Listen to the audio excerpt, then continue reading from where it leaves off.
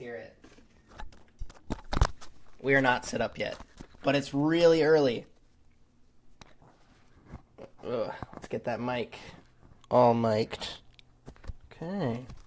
Can you hear me? Maybe it should be on the other side.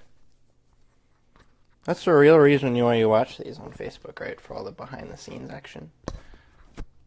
How's this going to work today? There, that's better. Maybe. Maybe that's better. Maybe you can hear me now, Facebook. And YouTube. I post these to both. All right. Let's start up the show.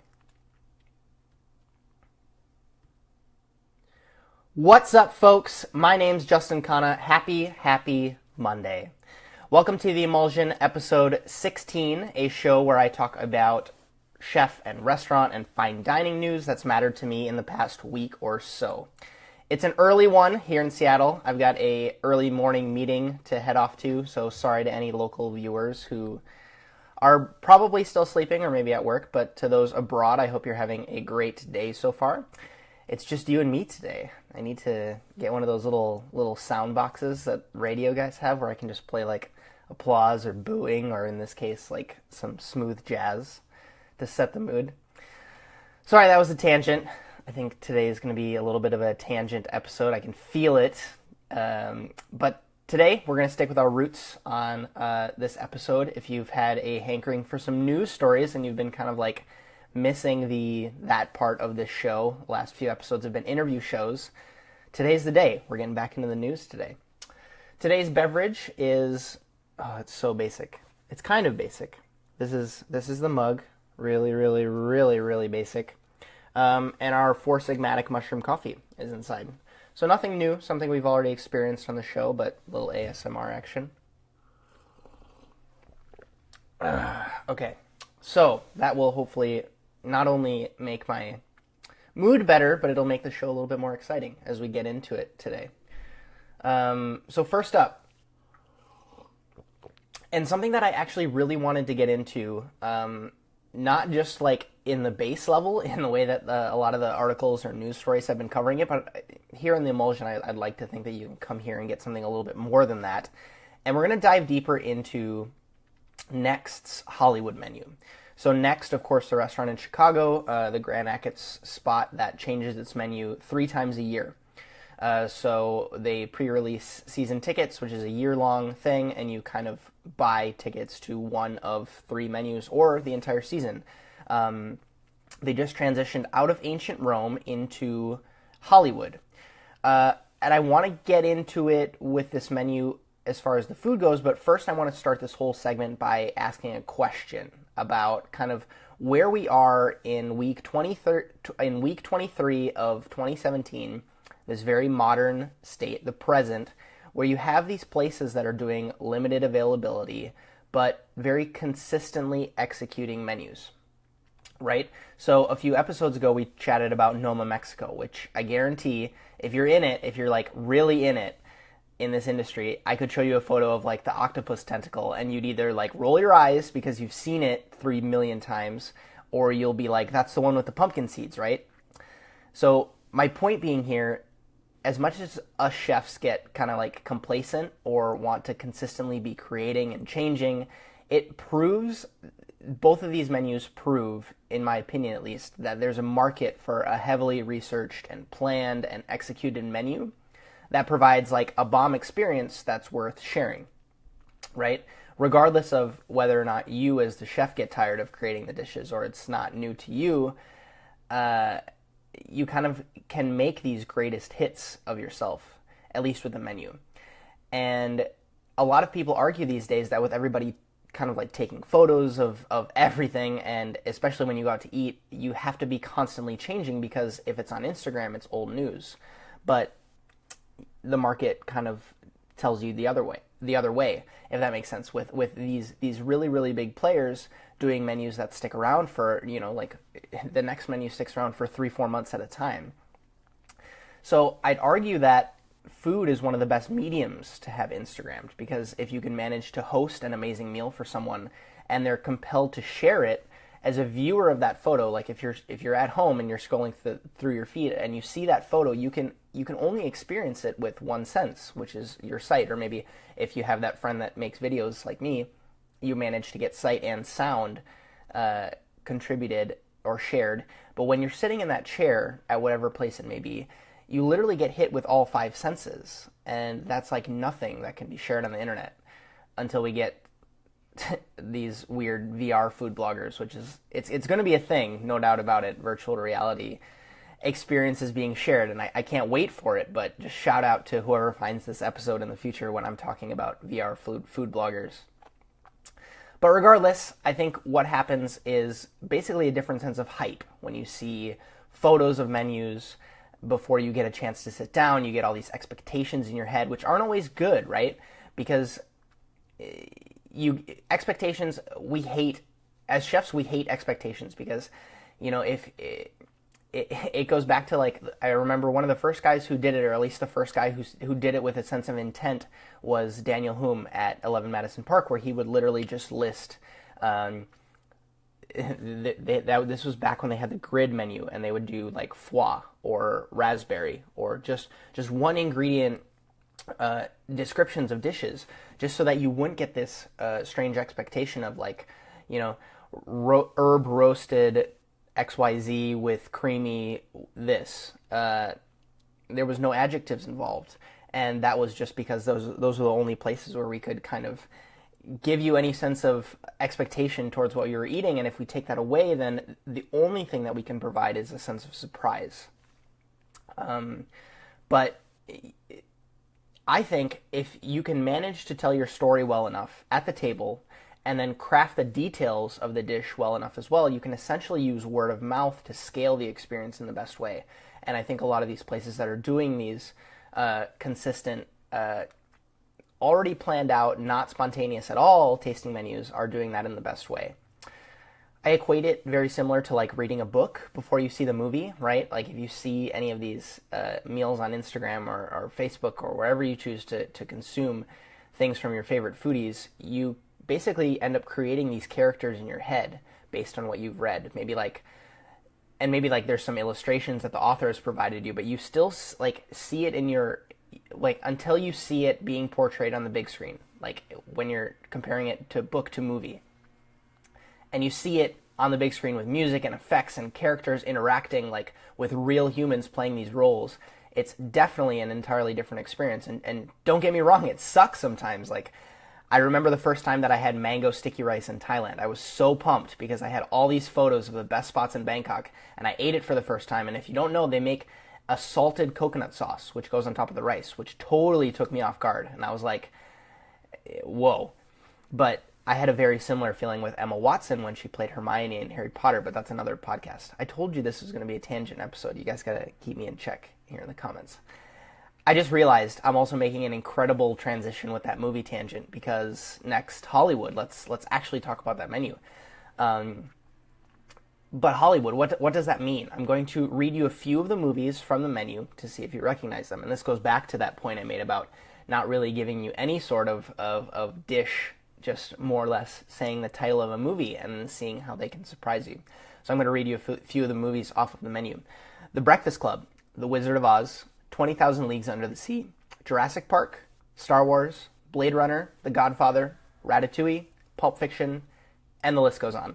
So what's interesting here is that there's no food listed, right? So even the quote there's a quote at the bottom of the menu that says, "Life is like a box of ... And that ends before the punchline. So that is all to make way for a really unexpected and whimsical menu. The problem with that, and the article that I'm going to reference in the show notes makes as well, is that a lot of it requires a backstory, right?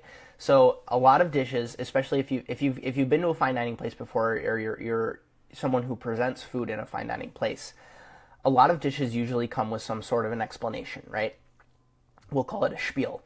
And especially at this fine dining level, when you go to present a dish and you're like, what happens when you kind of set a dish down and you're making a nod towards a movie or a classic and the diner's never seen it, right? Doesn't that create a whole nother set of problems? Like for me, I watch a lot of the new movies, but I've never actually seen the original Blade Runner. Wait, do you hear that? That's the sound of me alienating some of my audience. But in reality, like, my girlfriend is the same. She loves movies, but a lot of these references might go way over her head, which is like she's never seen the original Star Wars. But to me, that's great because if they're delicious, I'm way more compelled to watch the movie later and then tie it to that dish, which is like so crazy to think about that we live in an age where I can literally go to a place, have a dish about a movie, and then go home and watch that movie and connect the food that I ate to that movie. That's pretty special and something that I don't think has ever been done before. But so these dishes require an explanation, and I'm going to read you one from one of the articles just so I don't bore you going through this entire menu. But the person I'm quoting is Jenner Tomaska, if you hear me quoting. Jenner is, of course, the current head chef running Next. So this is the Star Wars dish. So the dish is frog's legs ground with split peas and seasoned with berber, which is an Ethiopian spice blend. So then the presentation is trying to source... so the presentation, it says, trying to source Han Solo's blaster. Jenner Tomaska started by finding replicas of the stage props. They were prohibitively expensive. So he and his crew got toy guns and spray painted them and put some elbow grease to achieve the right look. If a guest pulls the trigger, the gun makes a noise. So the idea... So the article breaks it down into the dish, the presentation, and now the ideas is, quote, in Return of the Jedi, Jabba the Hutt eats the patty frog, Jenna Tomaska says. Quote, so I was like, wouldn't it be whimsical if we did a frog bite and served it on top of the Han Solo blaster? We talked about lightsabers, but the dish came to this and circled back to that scene, end quote. So picture that. You not only have to talk about the dish, like the food itself on the plate, but then you also have to tell like a little cute story about the presentation, and then you also have to reference the movie. Would you be interested in eating something like this? I'd really be interested to know. A lot of people that hate being spieled at restaurants would not like this, but the reason that I want to talk about it is because I get personally apprehensive when I talk too much, right? So one, if I'm at a table and I'm kind of spieling a dish, the food is getting cold with literally every single second that my face is moving if it's a hot dish, or it's melting if it's a frozen dish. And second, you really need to be empathetic towards the kind of evening that your guests are trying to have, right? So I would like to think that everybody who goes to this Next Hollywood menu is totally fine with having kind of like this shared experience and being talked to all night and being explained all of these dishes, because you have to, like, you can't get, if you explain that dish to me, frog's legs, ground split peas seasoned with an Ethiopian spice blend, there was zero chance that I would tie that to Star Wars. Zero. You need to have these explanations. But if there's a couple that's sitting down and they're kind of like eating or fighting, God forbid, or even like hopefully just having a great time connecting over food and wine, when I go to present, I think, who am I to kind of flex my story on them? But then, like we just talked about, you flip the coin, and I've had it where I'm super into a meal, I've been like dying to go eat there, but something gets presented by a server that either doesn't know enough about the dish, or maybe there's a chef that comes and runs the food, but like they're just too busy to kind of give a proper explanation, and I either taste things or I see things and I'm eating and I'm like, this is an amazing idea, but I fear that to someone who doesn't know food that well, they're just eating like corn with chanterelles, if that's all they were told, or, you know, whatever. And I'm just super confused about, you know, they're maybe just super confused about what just happened. They just know that whatever they had was just delicious, and I've had it before. So it's such a give and take, right? You have to decide how much you're going to decide to speak with the guest and how much you're going to decide to share. But I think with a menu like this, it's almost a must. I'd really be interested to get your opinion on if you could deal with, I believe it was 11 or 12 courses, and if you could deal with that triple explanation bombshell that comes with that. Wrapping it all up, though, I feel like we live in a world where at the highest level, right, the super high-end fine dining level, the menus are the set lists, and the chefs are more or less still performers, but, you know, we all lived through that time where everyone says that chefs are rock stars. But I would argue that you can be a jazz-style artist, right, where you can go improv every night, or every day, or every week, and change things up, or you can be more or less like a Rolling Stones kind of a chef, and you have a set of greatest hits, much like Heston Blumenthal does, and you kind of like play those to everybody who travels for miles to come see you. Or you can be a freestyle rapper and just spit straight fire like I do on my pop-ups. Just kidding, but it's real, fam. Sign up on my email list. I'll invite you to one of my pop-ups. I just think it's a really interesting time because Next has been doing this for 20 menus now, which already makes me feel old. I remember when Paris 1906 came out. I literally have that ebook downloaded on my iTunes. What a throwback. Tangent episode, but that's Hollywood, right? So hopefully you take a look at the photo gallery of the food. Go ahead and just search their location on Instagram. That was one of my ways that I found a lot of like nice descriptions of the dishes that they have. But the article that I shared is from Eater. They do a deep dive into 3 different dishes where they actually interview Jenner so that you can get his take on the exact reason why dishes are the way that they are. But to do a little quick transition, I want to go from movies to internet stuff, still in the video realm, but do a little shout out to a channel on YouTube that I've been getting really, really into lately. And that is the channel called Binging with Babish. Now, you've probably heard of this already, but Andrew Ray, he is new to me. And what he does, literally, he takes really great pop culture or movie or TV food items, so things that you've seen on the screen, and he recreates them. So he often follows the way that the movie does it, right? So either from a very limited description that he's gotten from actually watching it, or like from weird online forums that, you know, dive deeper into those worlds. But the best part is that he goes one step further than that and creates a better version. So take his most recent video where he does a Krabby Patty the way SpongeBob describes it, and then he says fuck that and makes his own version with super umami ingredients, which I think is really, really cool. And just that combo of creative cooking plus pop culture plus he's literally a guy who's an educated cinematographer, so his videos always look great, and I'm just a fan. Andrew, if you ever want to come on DoD, let's collabo. Okay, maybe let's do 2 channels. So Byron Talbot is also a channel I've been really enjoying. He is very, very consistent in his style of video. You know exactly what you're going to get when you go to his channel.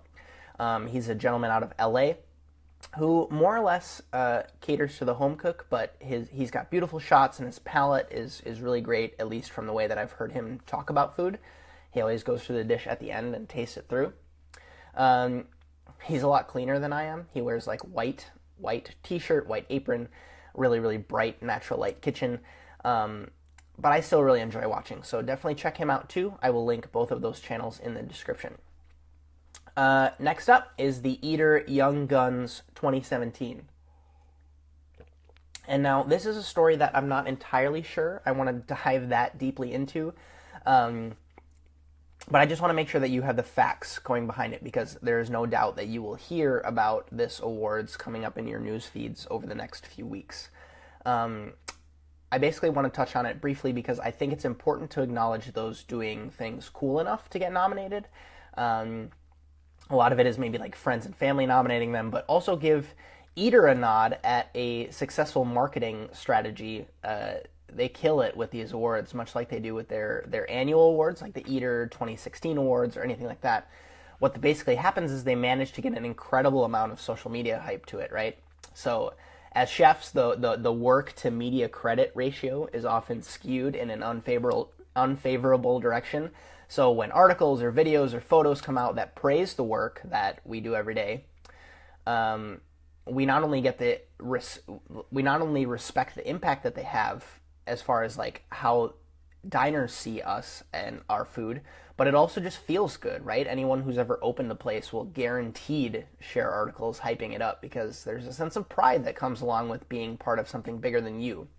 Plus that like mom look, I'm on TV effect happens, and you just kind of like want to share it with all your family.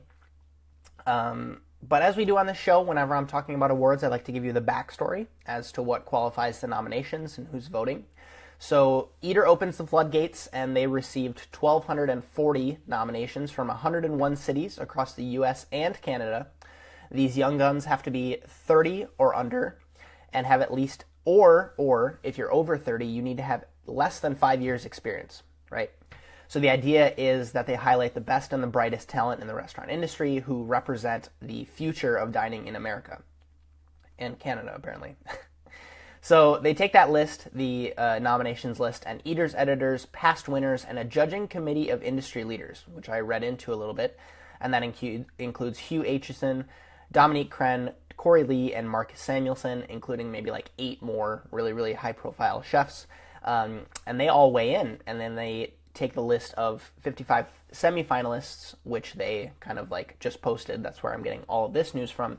And they narrow it down to finalists. So the person who had the most nominations this year, had 52. The youngest person is 20 years old, which is very, very ripe and young. And the oldest is actually a pair of 43-year-olds who have only been in the industry for a year and a half. But regardless, I'm all for giving credit where credit is due, especially to cities in the U.S. that, serve their own little community. But it'll be interesting to see where this kind of goes, how it plays out. I read through a lot of them. There's a few of them in Seattle, so they're individuals that I need to reach out to and say hello to, people that are really doing it and really young. But yeah, I just want to make sure that you have all the knowledge going into who and why and where with these awards. So next up, we're going to inject a little bit of science in your life, a little bit of chemistry, organic chemistry, more or less. Wired, the science magazine, did a piece on this guy outside of LA at a place called Lost Spirits Distillery, where a man is attempting to recreate the flavors of 20-year-old rum in 6 days. And I say attempting, but he, seems to have successfully done it. So Byron Davis, the founder of the distillery, and what he's doing is literally, and I quote, throwing all the tools you'd use for curing cancer and making a Mai Tai. So here's the science, and I'm gonna paraphrase the article a little bit, right? Quote, there's a simple way and a complicated way of thinking about distilled spirits in a barrel. The simple way is to think of a barrel like an inside-out tea bag. The wood of the barrel, that are almost always made of white oak, contain compounds that taste good when they degrade, especially when the interior has been toasted or charred. The lignin, hemicellulose, and other polymers that give the wood structure break down to produce sweet vanilla notes. So if you've ever had a really nice oaked champagne or kind of like an oaky whiskey, you'll get these vanilla notes, toasted bread, those sorts of flavors. And with alcohol being such an efficient solvent, the alcohol actually seeps into the wood and then captures these compounds. And then when you kind of pour it off, you end up tasting those things. So you might start with traces of something like butyric acid, which is not really that desirable of a flavor. And this all comes with aging, right? So you end up getting butyric acid in the alcohol that you're working with. It's partially responsible for that like vomity smell that you can detect in Parmesan cheese sometimes.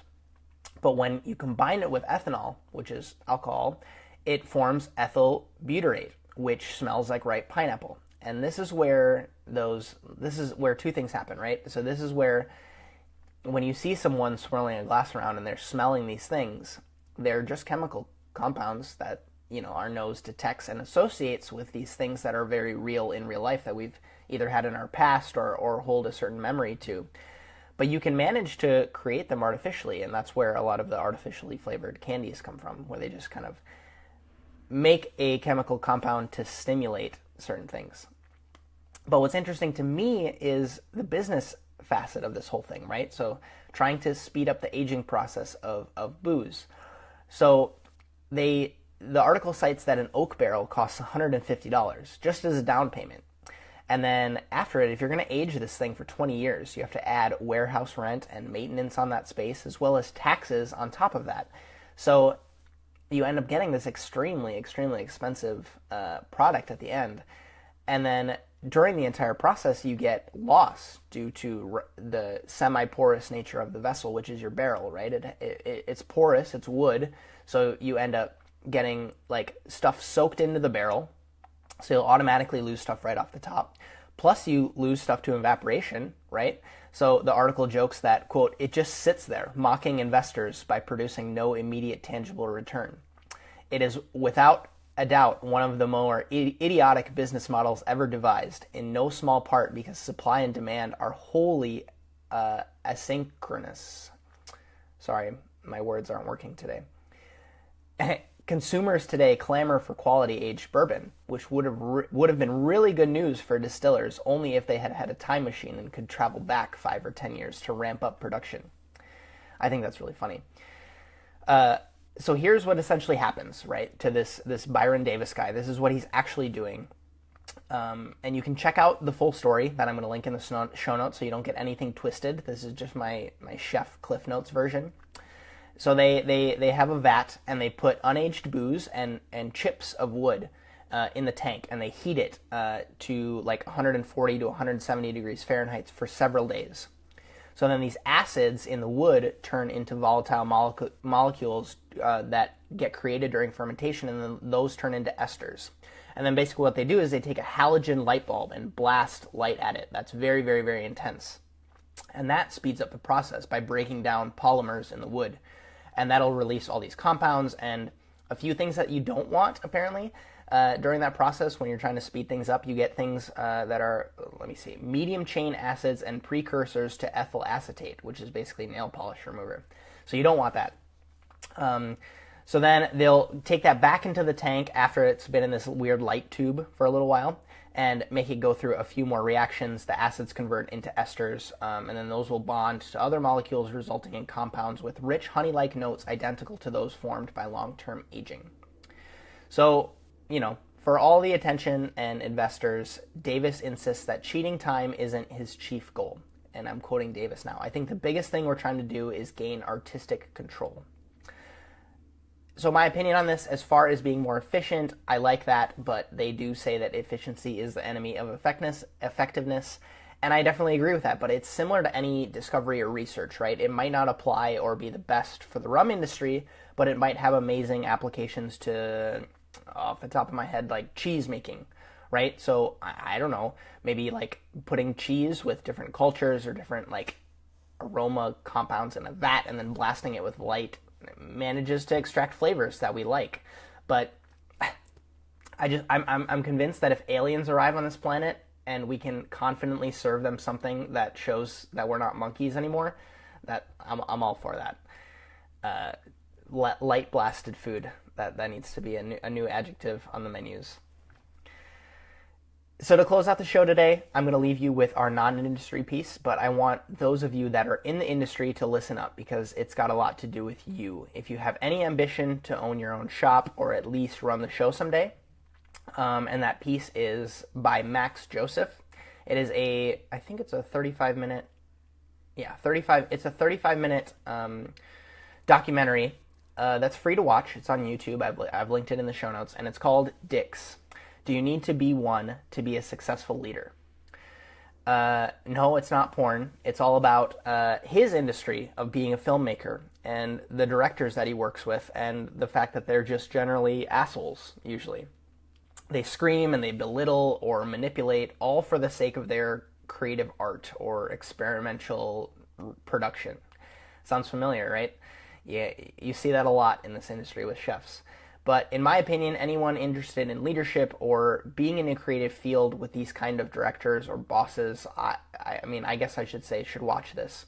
And as someone who is committed to kind of going far and shooting big without that coming at anyone's expense, I found it super valuable and inspiring.